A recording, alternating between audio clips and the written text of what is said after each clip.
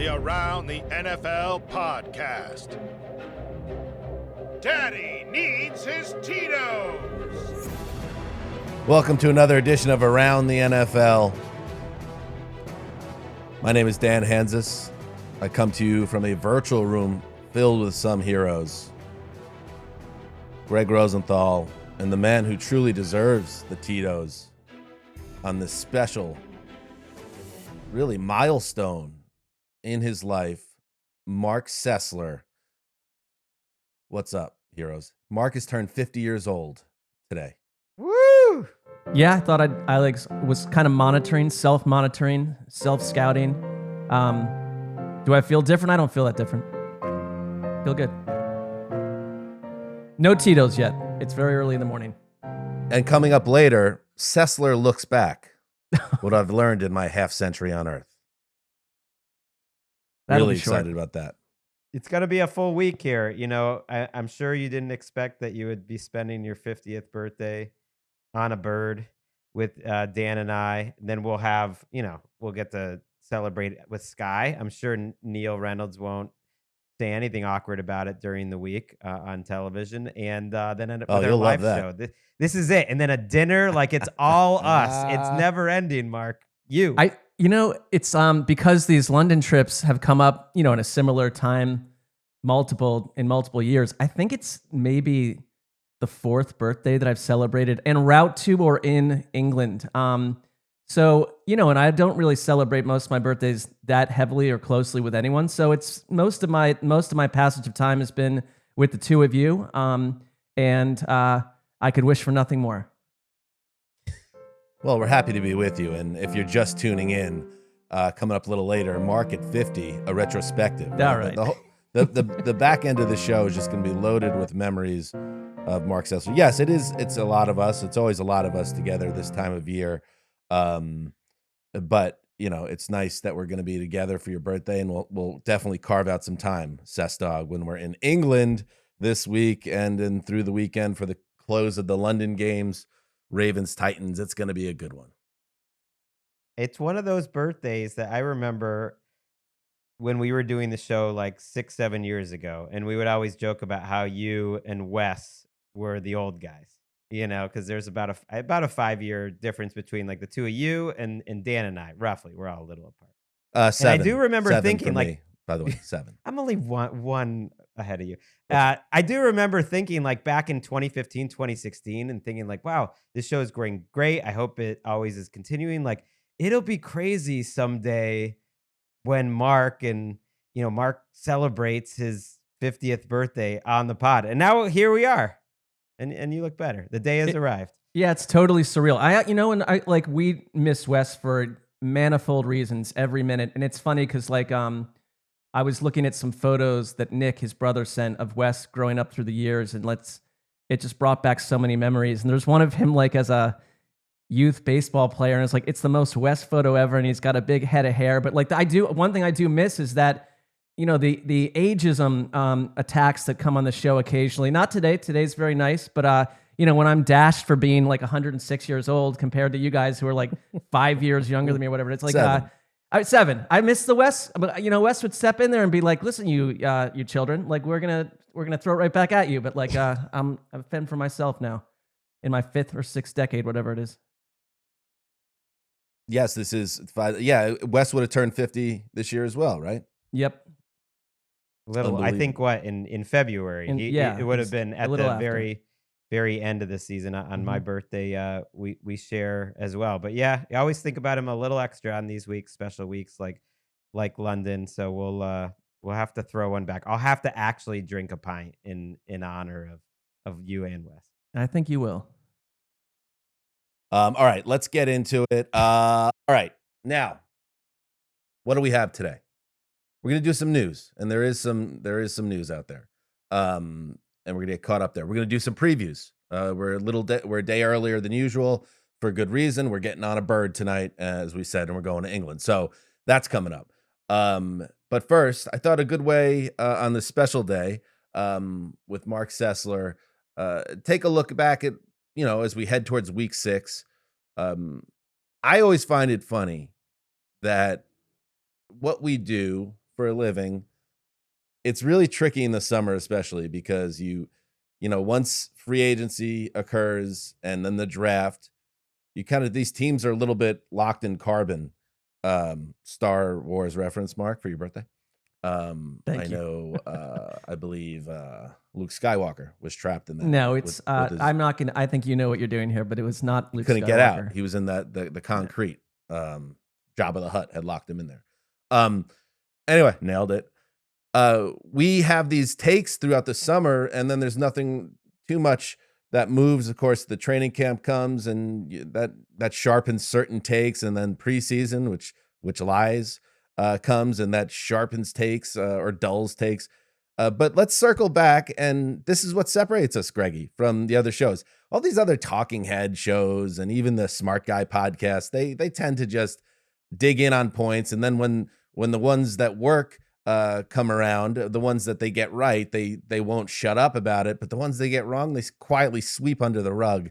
We're not going to do that. So what did we get wrong as we enter week 6? What are we feeling like we totally botched? And maybe at the end we'll throw in something we got right so far. Let's start with you, Greg.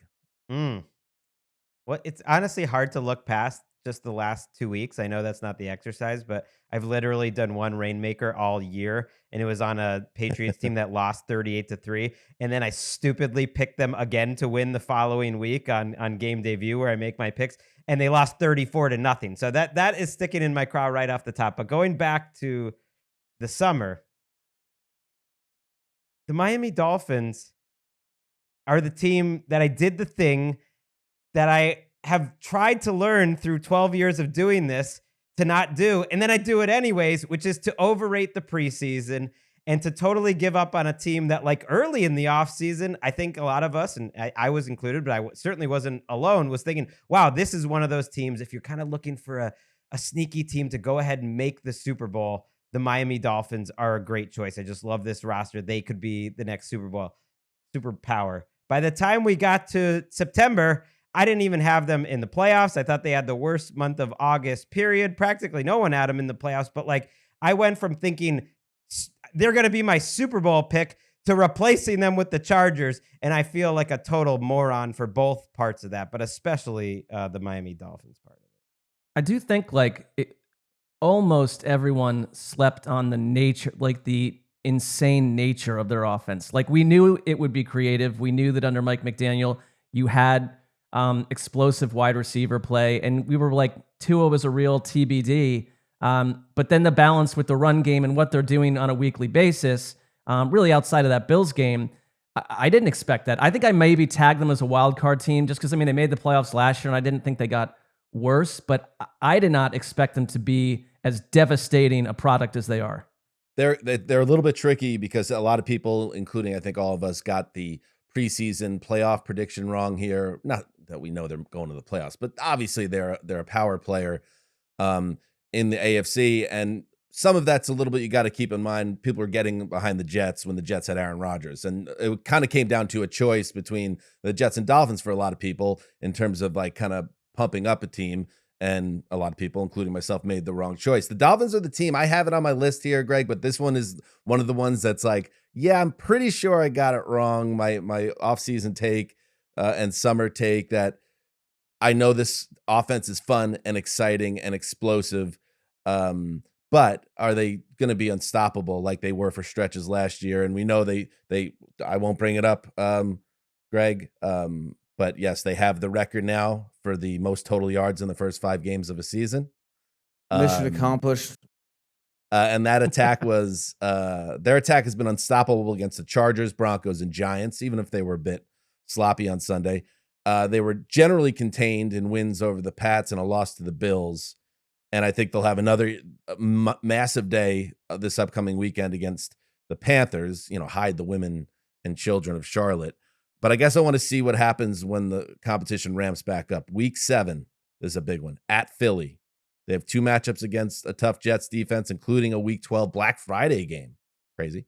They have Baltimore on the schedule, Tennessee's on the schedule, and then they have a Week 18 Bills rematch. So I'm excited just to see how they look when this competition stiffens again, because when it hasn't been quite the joyride So maybe there's just lingering, just a tiny sliver of doubt that this is an attack that will play in January, for instance. But overall, definitely wrong because they were so dominant in the first 5 weeks for the most part.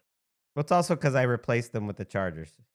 Like, and I know the Chargers are 2-2, and that's the thing. We're making these evaluations after week 5. We're probably going to be wrong about these too, because it's hard to know what's coming forward. But I don't feel good about that. I know they're 2-2, and Herbert's played well individually, but I feel like this team hasn't changed. It isn't changing right now, and it hasn't given me any reason to change. And so between those two teams, I did the cardinal sin, which I let the offseason like go too long, and I totally flipped it. And I wouldn't be surprised if the Chargers don't miss the playoffs at all, much less win the division, which I had them doing over the Chiefs. So I think that was a bad pick. I had the NFC North all wrong. I thought the Packers would be better than they have been. Got sucked in by the Jordan Love hype and this idea that the baton would simply be passed. I saw them as a playoff team potentially. I thought the Vikings were being overly dismissed for last year's deceiving win-loss record, which obviously is proven to be the wrong take on it because they're 1-4. I thought the Bears could be ready to make noise, and accepting what we saw on Thursday night, that hasn't really been the case. And then I mentioned this a couple days ago, but I think a lot of it was just like my connection to a downtrodden historical franchise.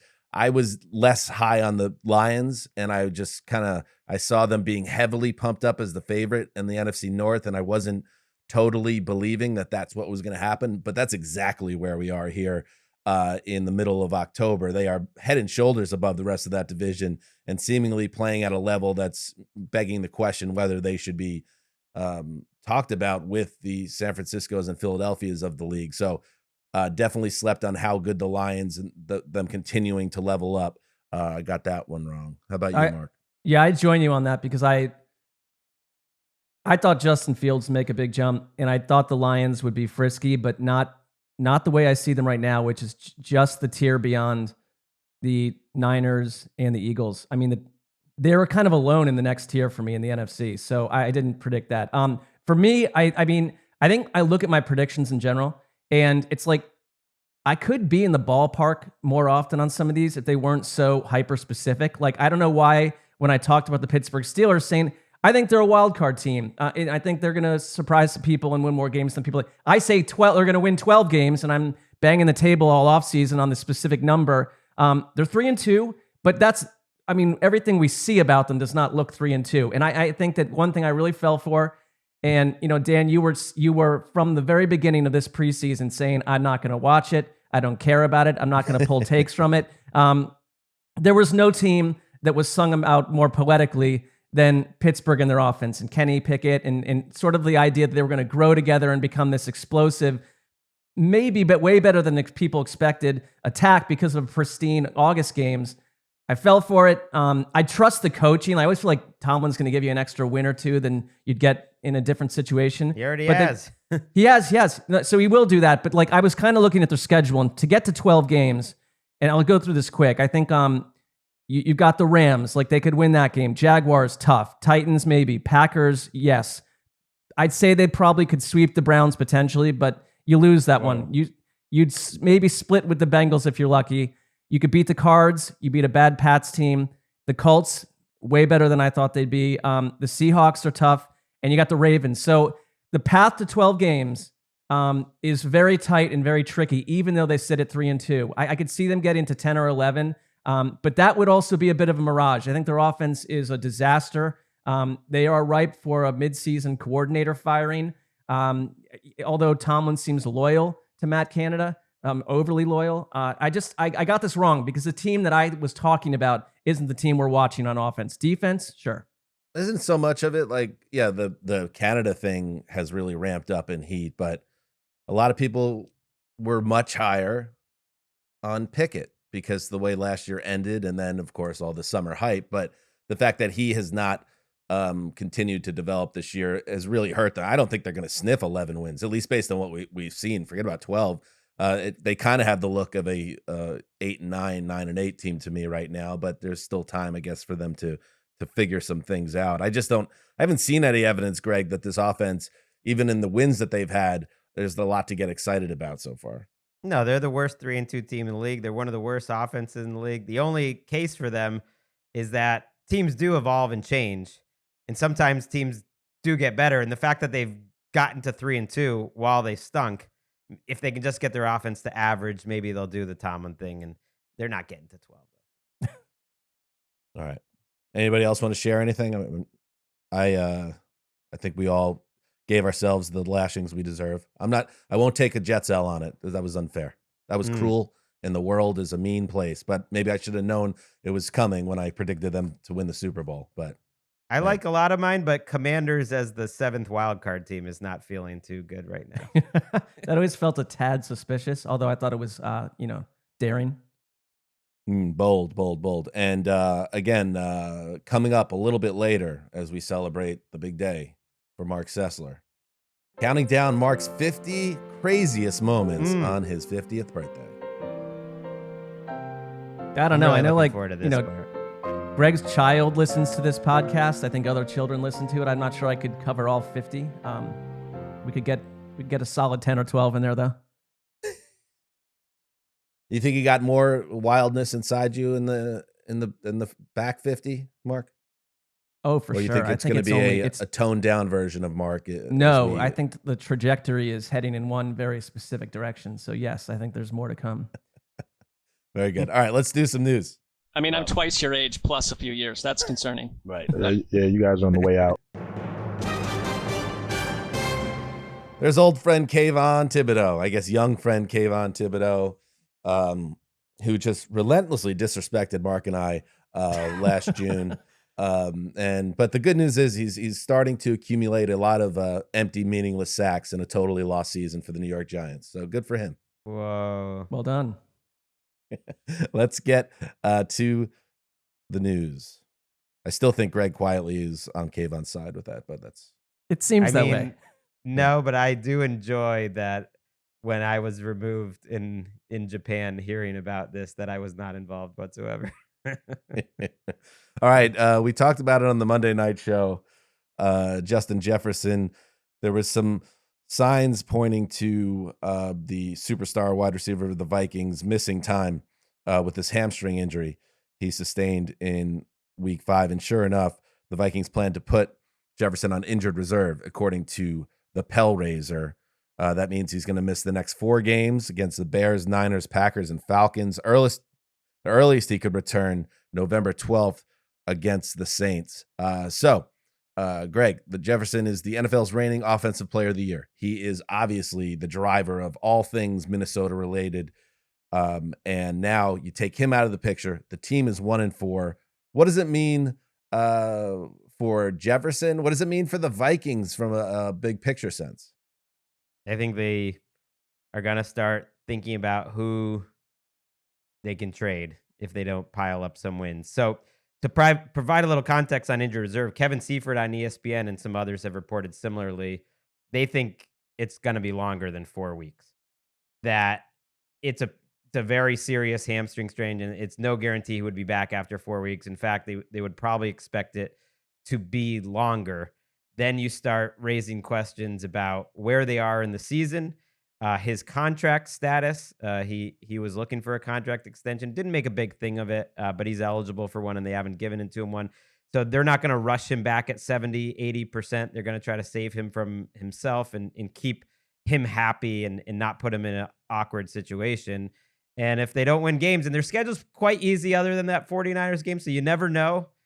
But if they don't win games, I think you got to think about if Kirk Cousins is on this team in November. If Danielle Hunter is on this team, there's a couple people that would make sense to possibly move. Yeah, because I mean they are very clearly in a rebuilding project of some sort. I mean, you look what they did with their cap. They let people go on defense outside of Danielle Hunter this offseason. I think it was widely presumed. I just have always felt like even if they don't trade Cousins, this is the final go around with him, and they move on from that point. So your centerpiece is Justin Jefferson. So the idea of getting into one of these things where the player comes out of a bad campaign saying, I got rushed back into the lineup, there's no reason to do it. They've got the Bears, then they got the Niners, but I think there's a really realistic roadmap where they're 2-5 or 2-6 get to the 8-game mark. And it's like you start shutting things down and looking at taking a realistic look at your assets and what you can trade them for.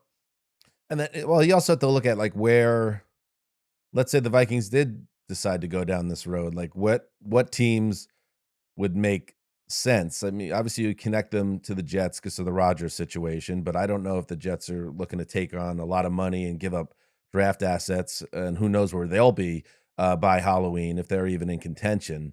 What other teams even jump out to you that would say, let's welcome in this guy and pay him a lot of money and give up a draft pick to play for half a season? Like, what's his market? Right. That is the tricky part. I don't think necessarily, the money to me is a positive because you just have to play his base salary and it's not that high. As long as you can fit him in, that's fine. As long as he's okay, he's not looking for a long-term contract extension right away. There aren't a lot of super logical teams. I mean, the Jets are the most logical if Rodgers was okay with it, if they can be competitive. I don't think that's crazy at all to give up a mid-round pick for half a year of Kirk Cousins. Would the Vikings do it just for like a third that turns into a second? Maybe. The other one that, came to mind, and it's a little crazy, but it's his old coach from Minnesota and Cleveland. And is that a trade that could make sense for both sides and Deshaun Watson actually gets involved in that trade? Like, crazier things have happened. Maybe I'm turning into the NBA pods I listen to. What? All NBA pods are speculating about future trades, and then they eventually sometimes happen, but usually they don't happen. You're telling me, Greg, that the Cleveland Browns would take a reputation dirt nap, wait all this time to finally get this guy in the field, and then they would quit on him after 8 weeks and send him out of town? That would show like a complete, like, Jesus take the wheel situation. They would also get out of that point. They would also get out of that guaranteed money, and they would get a quarterback that they think is probably as good, or maybe their head coach thinks is as good a fit in their offense or better than the guy that they have. I think that contract is a bit of an albatross, and there's concerns. Way too soon, Greg. I know you don't like talking about this player in any positive, but you're acting like it's already he's a bust. I mean, I just think it's possible. I think in 2 weeks it would be possible. Wait, why? But why would the Vikings?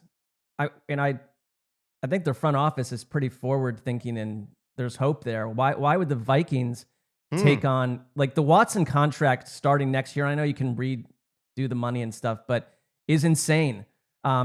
And we haven't seen evidence that he can play. And a trade needs to happen pretty soon. There's a trade deadline for this to happen. It's like, why on earth would the Vikings take on Cleveland's ostensibly biggest problem? Well, let me pipe in because there's a lot of people that think he's a top flight quarterback, just what he does on the field. And that's why the Browns sold their soul to the devil on it, because they were looking for a quarterback for 30 years. And that's why I don't think they would get out at this point, because then they're right back into that QB wilderness with a 35-year-old Cousins on a rental deal where they start over. Go ahead, Greg. It's crazy. I'm just throwing it out there partly because there weren't logical teams, and the way I always start these are, who are these players with previously? And Cousins and Stefanski, had that time, and the 49ers don't really make sense. But just for a little backstory, Cousins is only making $10 million actually in terms of his base salary, so you'd be like paying nothing to get Kirk Cousins for 8 games or whatever, 10 games. How about the Falcons in a wide open? Yes. That was the only logical team that I could think of. That's but the only thing is, like, I feel like Arthur Smith keeps getting in the way of these concepts that we have because, we talked Ryan Tannehill for 6 months. And Arthur Smith, all he does is turn around and back Desmond Ridder against sometimes like our wishes. And it's like, there's not a big link between Arthur Smith and Kirk Cousins at all. But you think Tennessee could talk itself into it? I don't know. Probably not. If they were like stay competitive and they're hanging around and Ridder has another like really bad game or two, like maybe ownership would get on board with that. I mean, you give them hope. The only trick is Arthur Smith is like the system. Everything is about the system. Yes, we can draft these top 10 wide receivers and tight ends, but my system, dictates they only get the ball twice a game. And his system is like, I want a running quarterback to run this system, to someone with mobility. And so I do wonder about the fit with Cousins. All right. Interesting. Very interesting. Intrigue in Minnesota in a transition period for the team. Let's move on to other injury news. Unfortunate news here that the Dolphins will be without Devon. Yeah, his name just gives me trouble. The first and the last name. You got Devon Achane. Achane, Devon Achane, not Devon Achane. Devon Achane. He is headed toward injured reserve, it appears, and he is likely to miss, according to Adam Schefter, multiple weeks with a knee injury. Mike McDaniel, we played it on the Monday Night Show, was cryptic about what exactly was going on with the knee, and we still don't have a clear picture as of recording today what exactly is up with the knee, unless I missed something. But he steps out of the picture after an electrifying last few weeks, and Raheem Mostert moves back to the front of the line in that incredible offense. Everyone always goes right to, well, see, he's 183 pounds. That's why he fell to the third round. Oh, okay. Let's see. I mean, it's true. It didn't take long, and they weren't going to overload him, so that's a concern. I don't think he's going to go on injured reserve, Dan. It sounded from Rap Sheet that it would be like week to week, and that might end up happening anyways. But for now, it sounded like they were hoping maybe it would be closer to 2 to 3 weeks versus more. My concern is because I like Raheem Mostert a lot, and they've essentially adopted with Jeff Wilson. They've adopted the Niners backfield from years of old, but it was like Mostert was another player that you'd get 2 great weeks out of him, and then he'd get injured. Like his durability's been a big problem, and it's been such a huge plus for their offense. I mean, Achane, his season, we just did that NFL Plus thing yesterday where we didn't know what was going to happen with him, but now he's out of the picture. But 12.1 yards per carry. There isn't really a comp for what he's accomplished over the first 5 weeks of the season, because he didn't play in week 1 and had 5 yards in week 2 and then utterly exploded. And he has like 50 something, 60 less carries than Christian McCaffrey, and yet has the second most yards in the league. So it's a huge loss. And I mean, you hope he's back sooner than later. Finally in the news, the Rams, man, score another one for the culture, because it was decided that Van Jefferson did not fit into their plans. Puka Nacua has risen up. Cooper Kupp is back. Tutu Atwell's doing some things in this offense.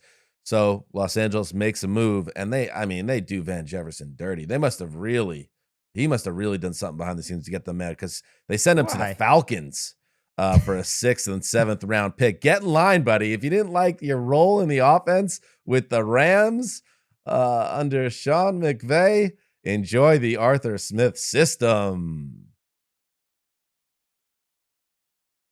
It wasn't working though. He wants to play, and he wasn't going to play anymore in Los Angeles unless there were injuries. So in Atlanta, like, can you send me to the CFL? Is there another option here? In Atlanta, he's the number 2 or 3 receiver behind Drake London. Mac Hollins is there too. At least he'll get to play in theory. Van Jefferson was always a little more of an in theory guy for the Rams. I mean, I know he played a lot on a Super Bowl winning team, but it just, I don't know. I never got into it.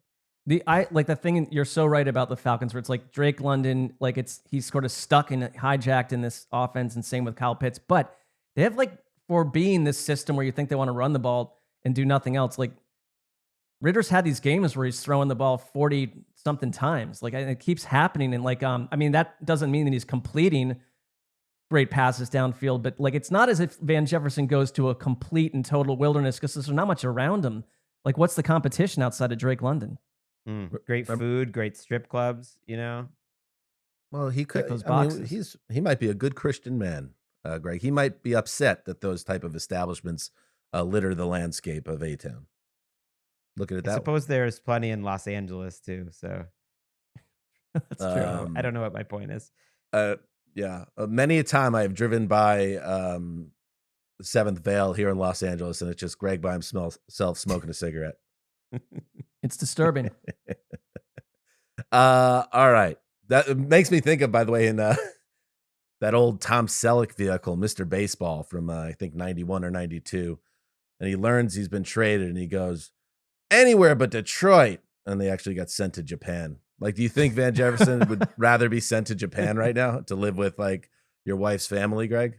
Maybe you could hang out with our old boss, John Marvel's son, James Marvel, pitching over in the Japanese league. Oh, good for him. Oh, wow. I'll have to check Doing in. well, too. Great ERA. Oh, beautiful. Beautiful. Yes. Shout out to James Marvel, big right-hander with plus stuff. All right. Before we take a break, a little tease here on this special day coming up. On the other side of this break, 50 and Fabulous. Sessler sheds black jacket and everything else. Ooh. I mean, if I do two of the things you're telling me I'm going to be doing on this show, it's going to be a new territory. Now that's a tease, a Yeah. strip tease. I'll be here all week. We'll be right back.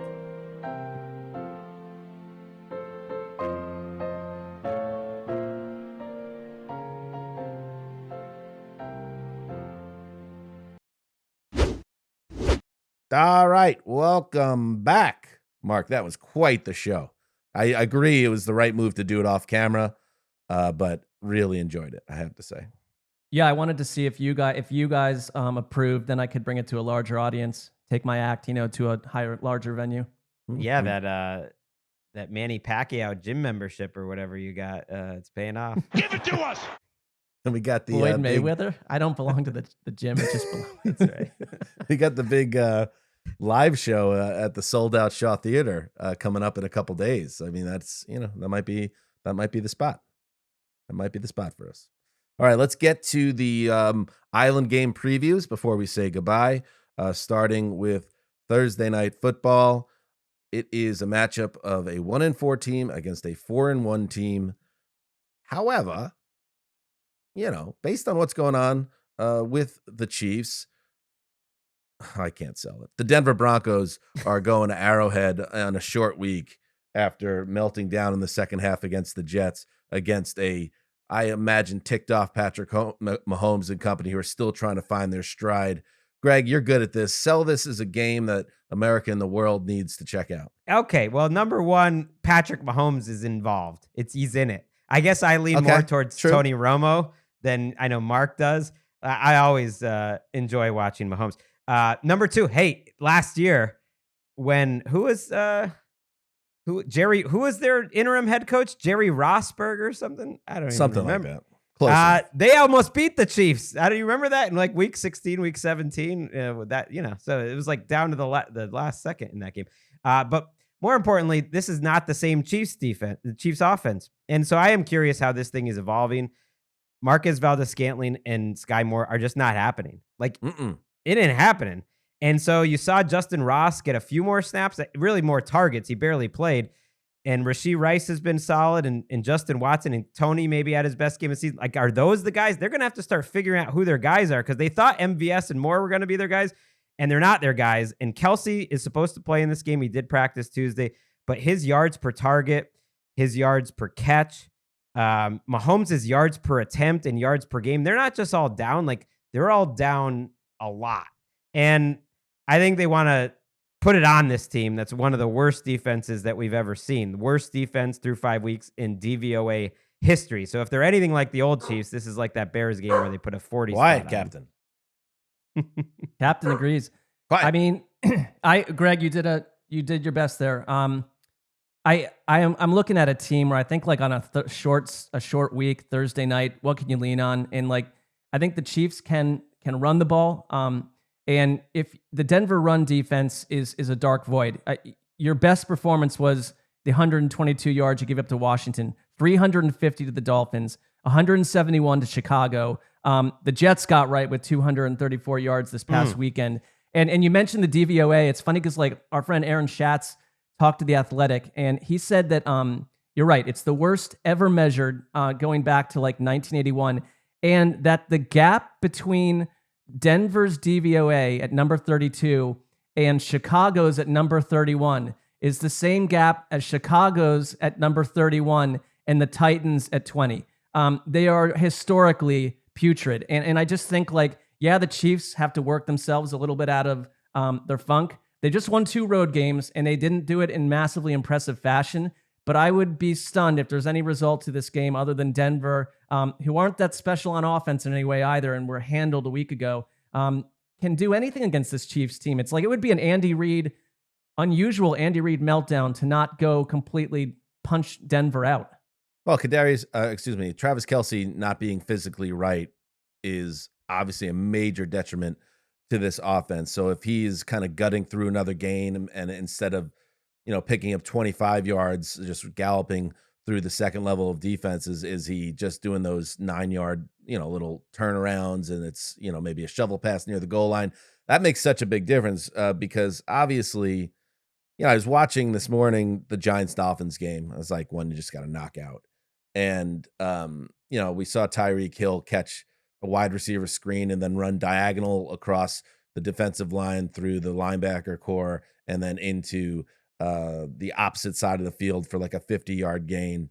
And it was the first time I thought to myself, I wish Patrick Mahomes had, a dude like this again, because you didn't really talk about it last year because he just kept motoring last year because Kelsey was so great.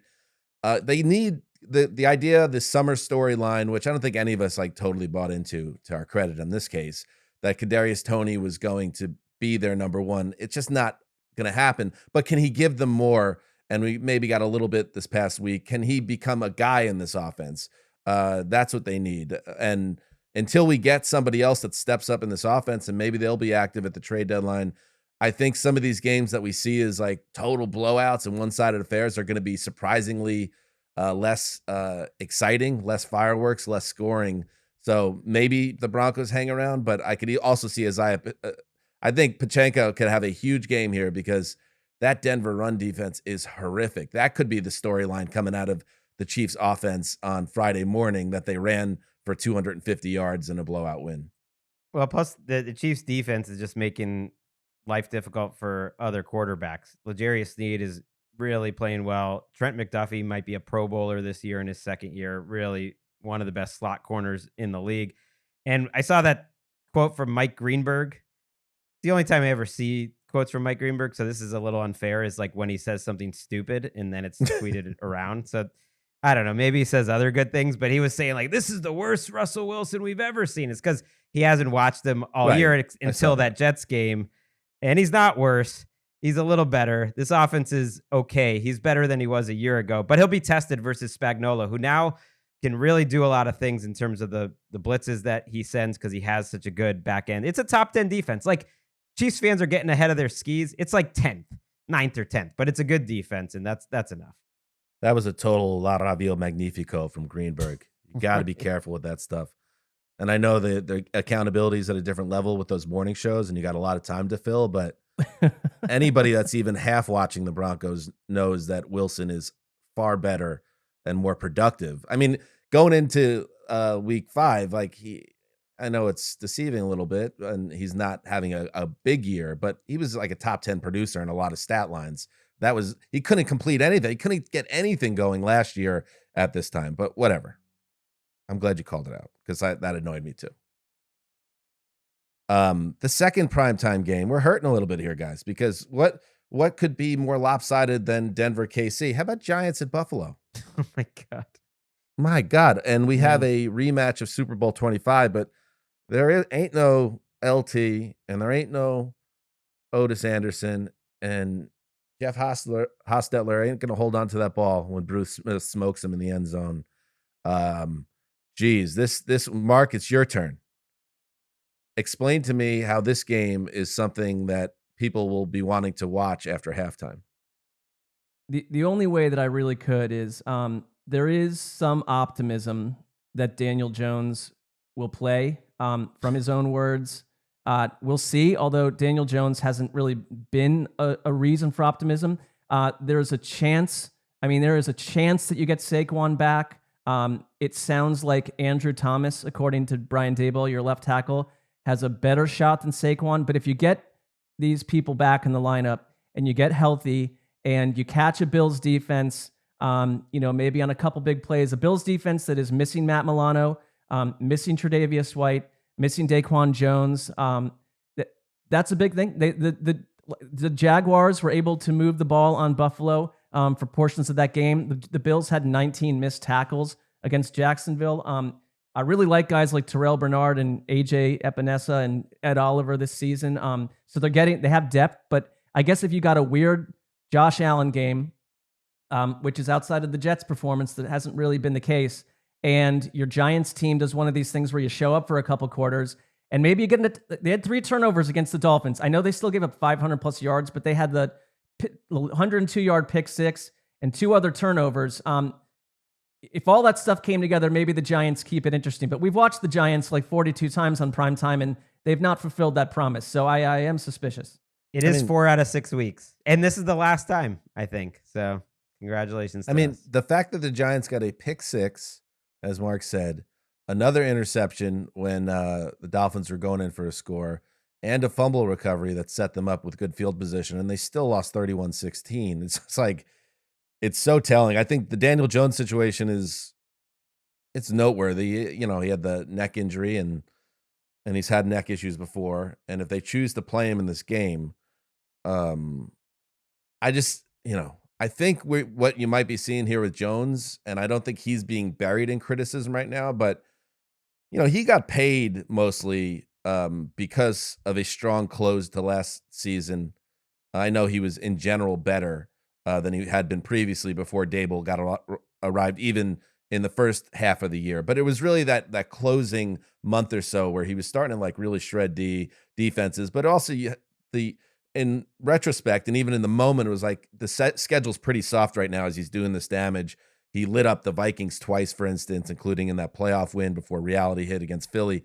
I just wonder if Jones is not a bad quarterback or even a quote-unquote problem, but if he is in that rather large middle class where if you set him up really well, you're going to be okay. But if you put him with a bad core, he's going to not help you and sometimes look even worse because he tries to force things. So like as you try to like diagnose what has happened with the Giants surrounding this kind of quarterback with a very bad core around him, maybe it shouldn't be as surprising because I'm still trying to wrap my head around how they could nosedive the way they do. And I think the quarterback not being able to raise a team plays some part. Well, I think we put too much faith into most coaches. And Dable did a great job, but the offensive line miscommunications are just so bad. They're just so bad. And that isn't on Daniel Jones. And it's like, it's high school football stuff, or, you know, even before that, where just guys are just coming free. Like, it's so often in a Giants game where a defensive end is just coming free, but it's not even, they're not even doing anything crazy up front where it's like, oh, they're sending 7 guys. It's like, no, they're just rushing 4 and there's some crazy miscommunication and he gets killed. So that's on coaching. I hope Saquon comes back. Waller looked okay last week. That's a positive. And for the Bills, we're going DVOA heavy today. They are the best 3-2 team in the history of DVOA. And I believe in like rebound effects for good teams. Like when you're picking games, like if a good team loses the week before in a way they weren't happy with, like they usually show up ready to play. And Von Miller, maybe he plays a little more. He only played 20 snaps last week and didn't do much, but they got Dorian Williams from Tulane University stepping in for Milano, and he looked pretty good last week at linebacker. Did you just throw out something that's a record through week 5 there? I didn't say a record. I'm fine saying it as a stat, but we're not saying break the record. You can use it for context, but it's like, he has broken the record. It's just the wording of records. What did you say? I don't know. Best? Maybe I messed it up. I'm just saying, like, what's honestly the difference? It's not like there's some museum where That's my point. Yeah. But I'm saying, like, what's the difference between what you just did and people bringing up the Dolphins when they're situation? making like a huge deal of like the moment that they reach it or whatever, like, hey, you just it's literally the words broke the record. That's it. Hey, but you just kind of did record. That. Did I say that? Well, I don't know if you said record, Mark. I don't know. Were you listening or closely? I mean, words I do matter. Think that We're in the words business. You made quite a notation out of a 5-game stretch for a team. You said they're the best. You said they're the best 3-2 team ever. In DVOA, they're the best, 3-2 team. That's providing context. I'm all about stats providing context. Even the yards for the Dolphins is a good thing to mention. I think you're misunderstanding my point. It's not a record. That's it. We're in the words business. Words matter. Thank you again, Greg, for clearing things up for me. Okay, mission accomplished. So I get it. I'm with you, bud. Anything else in this game? No. I have one quick thing on Daniel Jones where it's like I'm with you. Like I think like last year was probably the aberration campaign, and he stayed healthy, and so did a lot of other people. But like when Tyrod Taylor came in this game, like and Tyrod Taylor can move around, and he's a solid backup. Like, he was getting killed. I mean, it's like they allowed 11 sacks on Monday night, 7 in week 5. The PFF has them as the worst, not only the worst pass protecting unit, but the worst run blocking. It's like, it's kind of hard to evaluate what's happening in this offense. When I think Daniel Jones at this point, it's like you kind of worry about the fact that he's probably just seeing ghosts and like concerned about his own safety. I mean, it's like these Giants games, it's like the Monday night game, like, get Daniel Jones out of there, but then you have to put another human in there. I'd be worried about that person's safety too. This is a disaster. And I don't know how you get your way out of this, because offensive line coaching matters. There's obviously a problem there, and you don't have the people to make this thing work. You know what else could be a disaster? A segment we have coming up right after these previews here on a very special day in the history of Marc Sessler. Coming up in just a little bit. Sessler at 50. What you don't know may surprise you. That's one that I'm tuning in for. I think like the thing about the trajectory of the next 50 years and the other 50 things you didn't know about, like I think I could pack a punch here. There are some things I think I could do well, and this would be one of them in terms of divulging information that would surprise some people. All right, finally, okay, this one feels competitive and perhaps even fun. The Dallas Cowboys, deeply humbled once again by the San Francisco 49ers.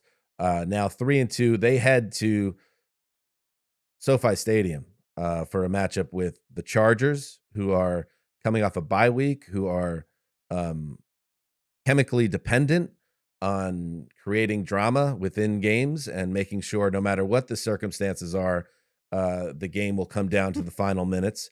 So on one hand, Greg, this feels like, and I like the Chargers enough to think that they're not just some pushover, that the better team comes in and gets right against them. So I'm not saying that, but if the Cowboys have a little chip on their shoulder after being embarrassed, this is not a great time to catch the Cowboys for me. So I think that the Chargers are going to have a very angry Dallas team that is going to have a lot to play for after being humbled the way they are.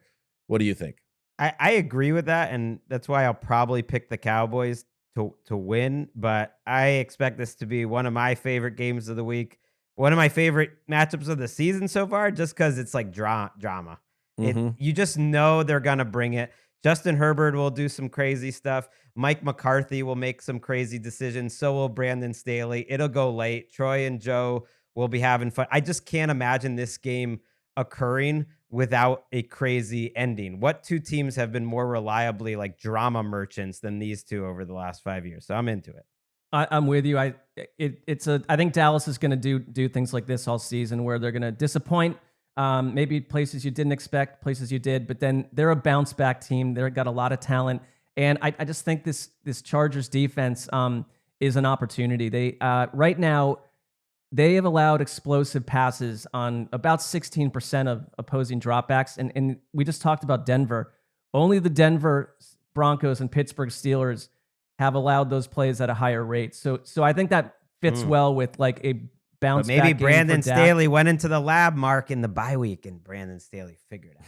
Sure, maybe he went to Toronto and took a week off. I mean, we don't know what he did. Like, I mean, I feel like he's been in the lab for 2+ years with a lot of additions last offseason too, and parts that fit his defense, and we didn't see it. I mean, I think like one thing that's kind of like to trade J.C. Jackson away is sort of like, a bit of a tell that like you get these guys, you're spending this money and they're not working. It's like this defense just is not a difference maker. But I do have hope in like what Herbert's done so far this season. I think you're going to get the best version of Herbert all year long. And so it's like, these we talked to Daniel Jeremiah on Sunday night in the viewing room, and we were just like, that's a great game you got coming up. He's like, yeah, it'd be like every single game. Like the Chargers could play your high school and it would still come down to the final drive. So I just expect to, be there with about 50 seconds to go, someone knocking on the door.